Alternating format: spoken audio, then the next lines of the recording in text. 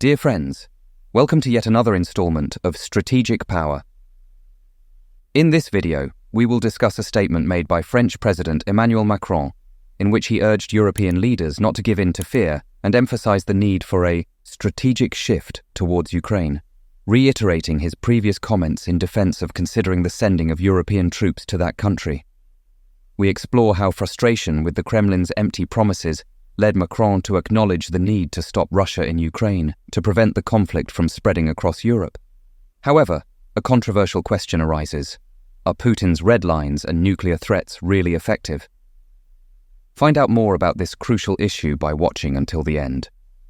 If you haven't subscribed to the channel yet, please subscribe now and turn on notifications to stay up to date with the latest news. On March 5th, during an event in Prague, Czech Republic, French President Emmanuel Macron declared that the time has come for Europe to show courage and make what he described as a strategic leap in relation to the situation in Ukraine. Macron's statement comes amid controversy generated by his comments in late February, when he raised the possibility of the official sending of European troops to Ukraine. So far, foreign assistance to Ukraine has been limited to financial aid, the supply of weapons and ammunition, and the participation of a limited number of foreigners acting as volunteers without official backing from their countries. Therefore, Macron's suggestion, involving the official sending of troops, even if for logistical support missions, such as training, air defense operations and border patrols, generated considerable controversy in Europe. Notably, Germany's reaction, with German Chancellor Olaf Scholz publicly stating that Germany will not send soldiers to Ukrainian territory.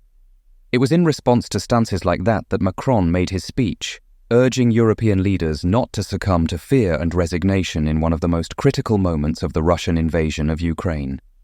The French president is taking an incisive stance due to significant changes in the geopolitical situation, especially in relation to Vladimir Putin's increasingly aggressive stance towards Ukraine and the growing imminence of armed conflict. Those who followed the events of the first weeks of 2022 are aware of the radical change in Macron's approach, who initially sought to appease Putin, even with personal meetings in the Kremlin, which ended up evidencing Putin's contempt for Western leaders.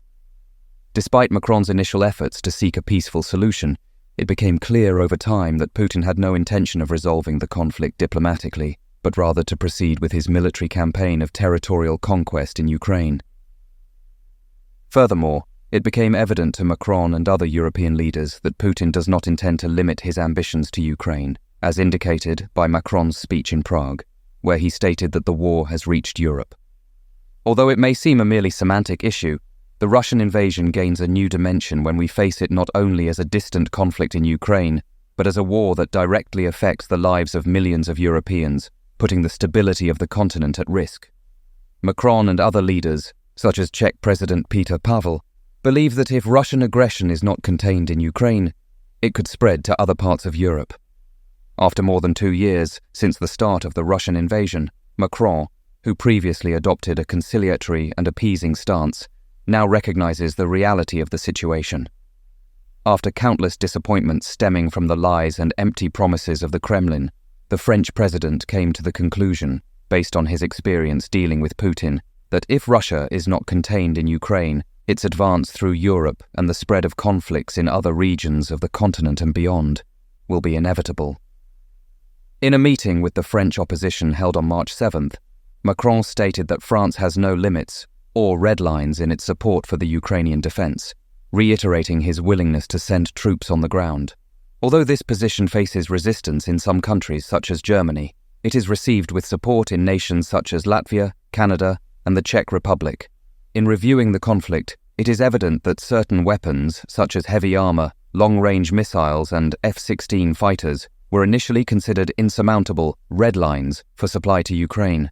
However, in 2024, dozens of Ukrainian pilots were trained, F-16 fighters are about to be delivered, and Western heavy armor is fully integrated into Ukrainian defenses. This led Macron to conclude that Putin's nuclear threats and red lines are merely empty, reflecting the unbridled imperialist and expansionist desires of a power-drunken leader. In the face of this reality, Macron advocates for the strategic leap towards Ukraine, understanding that it is necessary to put an end to the war in that country to prevent its spread across Europe. With Macron's shift on the Ukrainian issue, we see not only a European leader changing stance, but a turning point in global geopolitics. The challenge that arises is not only to stop Russia in Ukraine, but to confront Putin's expansionist ambitions. However, this shift raises an uncomfortable question. How far is Europe willing to go to defend its values and security? Will the continent be prepared to face the challenge and prevent the shadow of Russian authoritarianism from spreading across Europe? Share your opinion in the comments and join this crucial discussion.